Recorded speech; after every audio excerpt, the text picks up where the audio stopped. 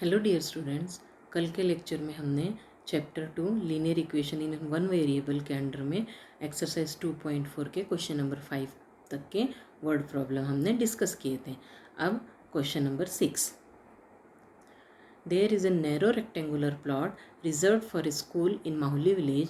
The length and breadth of the plot are in the ratio 11:4 at the rate of rupees 100 per meter. It will cost the village panchayat at rupees 75,000 to fence the plot. What are the dimension of the plot? तो इस question में हमको given है कि एक rectangular plot जो है वो स्कूल के लिए रिजर्व रखा गया है ग्राम पंचायत के द्वारा, और उसमें उस रेक्टेंगुलर प्लॉट का लेंथ और ब्रेड्थ का रेशियो 11:4 है। और उस प्लॉट को यदि हम चारों साइड से फेंस करेंगे, मतलब उसको फेंसिंग बनाएंगे उसकी, तो उसका जो कॉस्ट है वो 100 रुपीज़ पर मीटर है। मीन्स 1 मीटर फेंसिंग करने का कॉस्ट 100 रुपीज़ है और टोटल फेंसिंग करने का कॉस्ट है 75,000। तो हमको प्लॉट के डायमेंशन फाइंड आउट करना है। डायमेंशन मतलब हमको प्लॉट के लेंथ और विड्थ फाइंड आउट करनी है। तो फर्स्ट हमको गिवन है the ratio of the length and breadth of the rectangular plot is 11:4। अब यहाँ रेशियो दिया है तो कॉमन फैक्टर यदि हम x एज्यूम करें तो लेंथ हो जाएगी प्लॉट की 11x मीटर और ब्रेड्थ हो जाएगी 4x मीटर। ठीक है, यहाँ यूनिट मीटर लिखना है। अब हमको मालूम है कि यदि हम फेंस की लेंथ निकालें, रेक्टेंगुलर प्लॉट में फेंस की लेंथ मतलब पेरीमीटर ऑफ प्लॉट का जो पेरीमीटर है मतलब perimeter of rectangle is equals to 2 into in bracket length plus breadth, तो 2 into 11x plus 4x, so 2 into 15x is equals to 30x। मतलब fencing की लेंथ x की form में आ गई। ठीक है, अब हमको कॉस्ट क्या दिया है, cost of fencing for 1 metre length is equals to ₹100। 1 metre length का फेंसिंग करने के लिए 100 रुपीज़ लगते हैं। So the total cost of fencing the plot, ये हमारा टोटल लेंथ कितना है प्लॉट का फेंसिंग का 30x मीटर। तो 30x मीटर को फेंसिंग करने का कॉस्ट कितना हो जाएगा, 100 इंटू 30x मीन्स 3000x। तो अब ये टोटल कॉस्ट आई, मतलब टोटल एक्सपेंडिचर आया फेंसिंग करने का। बट हमको टोटल कॉस्ट गिवन है, टोटल कॉस्ट ऑफ फेंसिंग ₹75,000। तो अब यहाँ पे 3000x भी टोटल कॉस्ट है, 75,000 भी टोटल कॉस्ट है। तो दोनों को हम इक्वेट करेंगे और हमारा इक्वेशन फॉर्म होगा 3000x is equals to 75,000। That means x is equals to 75,000 by 3000 means x is equals to 15. So the dimension of the plot are length is equals to 11x is equals to 11 into 15 equals to 165 meter and breadth 4x is equals to 4 into 15 60 meter. तो इस तरीके से हम plot की length और width मतलब उसका dimension find out कर सकते हैं। अब next question, question number 7। Student ये क्वेश्चन ज़रा लेंदी है, इसको ठीक तरीके से समझिए। Hassan buys 2 kinds of cloth materials for school uniforms: shirts material that cost him ₹50 per meter and trouser material that cost him ₹90 per meter. For every 3 meter of shirt material, he buys 2 meter of the trouser material. He sells the materials at 12% and 10% profit respectively. His total sale is he is 36,600. How much trouser material did he buy? तो अब यहाँ पे question को यदि हम ध्यान से पढ़ेंगे, अब हम उसका पहले मीनिंग समझ लेंगे। हमको क्या गिवन है, हसन ने 2 टाइप्स के क्लॉथ मटेरियल खरीदे हैं यूनिफॉर्म के लिए। तो पहले शर्ट मटेरियल और ट्राउज़र मटेरियल। तो शर्ट मटेरियल का कॉस्ट क्या है, ₹50 पर मीटर, मतलब 1 मीटर शर्ट मटेरियल पर 50 रुपीज़ का है। और ट्राउज़र मटेरियल कॉस्ट ₹90 पर मीटर, और ट्राउज़र का मटेरियल 1 मीटर का कॉस्ट है 90 रुपीज़। और क्वेश्चन में दिया है कि for every 3 metre of shirt material he buys 2 metre of trouser material.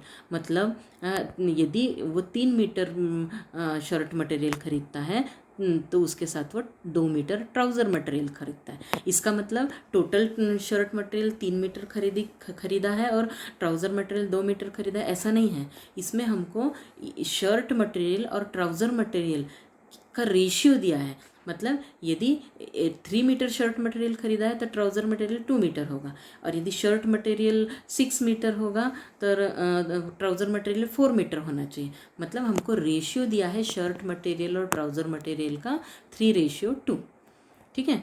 तो और आगे आगे हमको गिवन है कि he sells the materials at 12% and 10% profit respectively. पहले हमको यहाँ शर्ट मटेरियल दिया है और फिर ट्राउज़र मटेरियल की वैल्यू दी है, इसीलिए 12% प्रॉफिट शर्ट मटेरियल का गिवन है यहाँ पे और 10% प्रॉफिट ट्राउज़र मटेरियल का दिया है। तो शर्ट और ट्राउज़र ये 12 और 10% प्रॉफिट से उसने सेल किए, बेच दिए। ठीक है। तो और उसका टोटल सेलिंग कितना हो गया 36,600। तो उसने ट्राउज़र का मटेरियल कितना खरीदा था, हमको ये फाइंड आउट करना है। ये क्वेश्चन थोड़ा लेंदी है, ज़रा ध्यान से इसको समझिए। फर्स्ट हमको गिवन क्या है, for every 3 metre shirt material हसन buys 2 metre of trouser material. इसका मतलब है कि it means ratio of shirt material to trouser material is equals to 3:2। Let the common factor be x, so the total shirt material 3x meter and total trouser material is equals to 2x meter। मतलब हसन ने total 3x metre shirt का material और 2x metre trouser का material खरीदा है। अब यदि हमको x की वैल्यू हम फाइंड आउट कर लिए तो हमको ट्राउज़र मटेरियल कितना खरीदा किया है वो हम फाइंड आउट कर सकते हैं। नाउ अब हमको गिवन क्या है, cost of 1 metre shirt material ₹50। So the cost of 3x metre shirt material कितना होना चाहिए, 50 × 3x मीन्स ₹150x। ठीक है। अब इसी प्रकार से ट्राउज़र का निकालेंगे। Given that the cost of 1 metre trouser material is equals to ₹90। So the cost of 2x metre trouser material is equals to 90 × 2x ₹180x। तो यहाँ पे हमने टोटल शर्ट मटेरियल का कॉस्ट निकाला और टोटल ट्राउज़र मटेरियल का cost निकाला। Cost मतलब कॉस्ट प्राइस निकाली है, जिस प्राइस में हमने उसको ख़रीदा है वो वाली प्राइस हम फाइंड आउट किए हैं। ठीक है। अब हमको गिवन क्या है, अब हम एक एक के लिए सॉल्व करेंगे। पहले शर्ट मटेरियल के लिए सॉल्व करेंगे। तो हमको फॉर शर्ट मटेरियल हमने अभी कॉस्ट प्राइस निकाली है ₹150 और उस पर हमको प्रॉफिट गिवन है 12%। तो अब हम प्रॉफिट परसेंट में दिया है तो हम उसको रुपीज़ में निकालेंगे। तो कभी भी हमेशा प्रॉफिट हम जो निकालते हैं वो कॉस्ट प्राइस पे निकालते हैं, क्योंकि हमेशा प्रॉफिट और जो लॉस होता है वो कॉस्ट प्राइस पे होता है, सेलिंग प्राइस पे नहीं होता। So profit in rupees is equals to 12% of ₹150x। So 12/100 into 150x। Percent को यदि हटाना है तो 100 से डिवाइड करना पड़ता है। हाँ, और of means multiplication. So 12/100 into 150, इसको हम 0 कैंसिल किए। अब इसको डिवाइड कर देंगे तो हमको वैल्यू आएगी ₹18x। मतलब शर्ट मटेरियल के लिए प्रॉफिट 18x रुपीज़ आया। तो अब हम सेलिंग प्राइस क्या होगी, selling price of shirt material is equals to cost price plus profit. So 150x plus 18x कितना हो गया, 168x। तो इस तरीके से उसने शर्ट मटेरियल कितने में बेचा, 168x रुपीज़ में। तो इसी प्रकार से हम ट्राउज़र मटेरियल का सेलिंग प्राइस भी निकालेंगे। फॉर ट्राउज़र मटेरियल हमने कॉस्ट प्राइस ऊपर निकाली थी ₹180x और हमको प्रॉफिट गिवन है 10%। तब प्रॉफिट रुपीज़ में हम निकालेंगे। Profit in rupees 10% of cost price, मतलब 10% of ₹180x। So 10/100 into 180x is equals to 18x। अब यहाँ भी प्रॉफिट 18x आया है। So the selling price of trouser material is equals to cost price plus profit, मतलब यहाँ cost price 180x है और प्रॉफिट 18x है। तो हमारा total selling price trouser material का आया 198x। ठीक है। अब total selling price of trouser and shirt material और ट्राउज़र मटेरियल दोनों का टोटल सेलिंग प्राइस आ जाएगा। शर्ट का है 168x और ट्राउज़र का है 198x सेलिंग प्राइस। तो दोनों का एडिशन कितना हो गया, 366x। बट हमको टोटल सेलिंग प्राइस गिवन है 36,600। अब ये दोनों भी सेलिंग प्राइस है, टोटल सेलिंग प्राइस है, तो दोनों को इक्वेट करके इक्वेशन बनाएंगे. So 366x is equals to 36,600. तब x is equals to 36,600 by 366. तो हमको x की वैल्यू कितनी मिली 100. तो अब हम ट्राउज़र मटेरियल कितना ख़रीदा है वो निकाल सकते हैं. सो ट्राउज़र मटेरियल हमने 2x एज्यूम किया था स्टार्टिंग में. सो 2 इंटू 100 200 हो जाएगा. तो ट्राउज़र मटेरियल 200 मीटर ख़रीदा गया है. तो इस तरीके से क्वेश्चन थोड़ा लेंदी है, इसको एक बार फिर रिवाइज करिए. नेक्स्ट क्वेश्चन है question number 8. Half of a herd of deer are grazing in the field and 3/4 of the remaining are playing nearby. The rest 9 are drinking water from the pond. Find the number of deer in the herd. अब देखिए herd मतलब group और deer means हरण. तो dear का group है एक, उसमें कुछ डियर्स हैं तो हमको गिवन क्या है कि half of herd of the deer, मतलब जितने टोटल डियर थे उसके हाफ, उसका जो हाफ है वो ग्रेजिंग इन द फील्ड.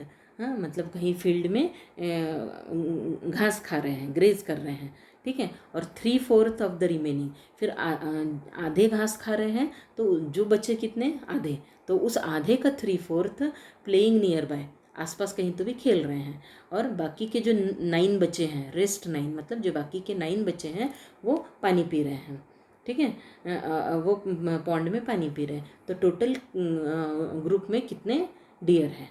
तो अब इसके लिए हम पहले सॉल्यूशन में number of deer in the heard हम एक्स एज्यूम करेंगे. ठीक है. एंड हमको गिवन क्या है, number of dear grazing in the field. Field में कितने डियर ग्रेज कर रहे हैं, मतलब घास खा रहे हैं, हाफ ऑफ लिखा है हमको. हाँ, तो हाफ एक्स का हाफ कितना हो गया 1/2x, या फिर हम इसको x/2 भी बोल सकते हैं. अब रिमेनिंग मतलब बचे कितने, x में से x/2 माइनस हुआ मतलब बचे कितने x/2. तो रिमेनिंग डियर कितने हो गए x/2. अब हमको क्या दिया है कि number of dear playing near by, जो आसपास खेल रहे हैं वो कितने हैं, जो रिमेनिंग है उसका 3/4. रिमेनिंग का 3/4 मतलब 3/4 इंटू x/2. सो 3x/8. 3x/8 जो डियर हैं वो आसपास खेल रहे हैं. और number of dear drinking water वो हमको 9 दिया है. ठीक है. तो अब ये जितना भी हमारा है जो ग्रेस कर रहे हैं डियर, जो खेल रहे हैं और जो पानी पी रहे हैं, वो सबका यदि हम एडिशन करेंगे तो टोटल नंबर ऑफ डियर्स के इक्वल होना चाहिए. सो हमारा इक्वेशन फॉर्म होगा x/2 plus 3x/8 plus 9 is equals to x. अब हमको डिनोमिनेटर में इधर देख रहे हैं हम 2 और 8 है डिनोमिनेटर में, तो 2 और 8 को यदि दोनों को हटाना है तो हमको 2 और 8 का LCM मतलब 8, उससे हमको दोनों साइड मल्टीप्लाई करना पड़ेगा. So multiply both side by 8. We get 8 into x/2 plus 8 into 3x/8 plus 8 into 9 is equals to 8 into x. तो अब हम कैंसिलेशन करके हमारी वैल्यू आई 4x plus 3x plus 72 is equals to 8x. तो यहाँ पे 4x plus 3x 7x, 7x plus 72 is equals to 8x.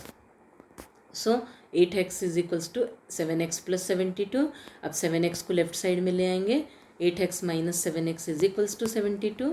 So x is equals to 72. That means number of deer in the herd is 72. तो इस तरीके से हम question का answer find out कर सकते हैं. क्वेश्चन में हमको क्या गिवन है उसको ठीक से पढ़ के समझ के फिर हम उसका इक्वेशन फॉर्म करके क्वेश्चन सॉल्व करते हैं. अब हमको नेक्स्ट क्वेश्चन दिया है question number 9. A grandfather is 10 times older than his granddaughter. He is also 54 years older than her.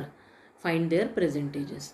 Question में हमको दिया क्या है, ग्रैंडफादर अपने ग्रैंड डॉटर से 10 times ओल्डर है. 10 times ओल्डर मतलब 10 times उससे बड़ा है.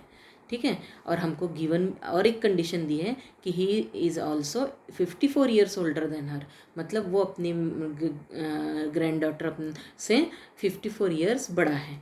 दो कंडीशन दी है. अब दोनों का हमको यूज़ करना है और प्रेजेंटेजेस फाइंड आउट करने हैं. फर्स्ट हम ग्रैंड डॉटर का प्रेजेंटेज एक्स एज्यूम करेंगे. Let the present age of grand daughter be x years. सो गिवन क्या है हमको, present age of grandfather grand daughter का 10 times है. सो ग्रैंडफादर का एज हो जाएगा 10x years. अब हमको कंडीशन क्या दी है, age of grandfather is equals to age of grand daughter plus 54, मतलब ग्रैंडफादर ग्रैंड डॉटर से 54 ईयर्स ओल्डर है, मतलब बड़ा है। तो हमारा इक्वेशन बन जाएगा 10x is equals to x plus 54। तो यहाँ हमारा इक्वेशन हमने तैयार कर लिया है। अब इक्वेशन को सॉल्व करके x की वैल्यू फाइंड आउट करनी है और ग्रैंड डॉटर और ग्रैंड फादर का एज हमको फाइंड आउट करना है। अब ये आगे का आपको सॉल्व करना है। अब नेक्स्ट क्वेश्चन है क्वेश्चन नंबर 10। ये एक्सरसाइज का लास्ट क्वेश्चन है। Aman's age is 3 times his son's age. 10 years ago he was 5 times his son's age. Find their present ages. यहाँ पे हमको अमन का एज दिया है, उसके सन उसके अमन का एज उसके बेटे के एज से एज का 3 times है। और 10 years ago मतलब 10 साल पहले उसका अमन का age 5 times his son age. उसके सन का जो 10 साल पहले का एज था उसका 5 times था। तो हमको प्रेजेंट एजेस फाइंड आउट करने हैं। हाँ स्टूडेंट्स, हमने इस टाइप का एग्जाम्पल सॉल्व किया है। इसमें हम सबसे पहले son age of son x assume करेंगे, एक्स ईयर्स।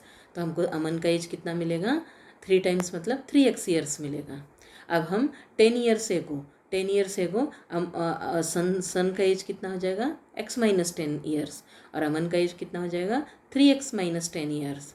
तो इस तरीके से हम पहले 10 years एगो के एज निकाल देंगे और फिर कंडीशन हमको क्या दी है, 10 year ago Aman age is equals to 5 into son age. तो 10 year एगो अमन का एज कितना है, 3x minus 10 is equals to 5 into x minus 10। तो ये इक्वेशन जो बनेगा उसको सॉल्व करके हमको क्वेश्चन सॉल्व करना है। तो यहाँ पे मैंने क्वेश्चन सॉल्व नहीं किया है, सिर्फ ओरली डिस्कस किया है। अब आपको इसको इक्वेशन बना करके सॉल्व करना है और ये एक्सरसाइज पूरी कंप्लीट करनी है। Thank you.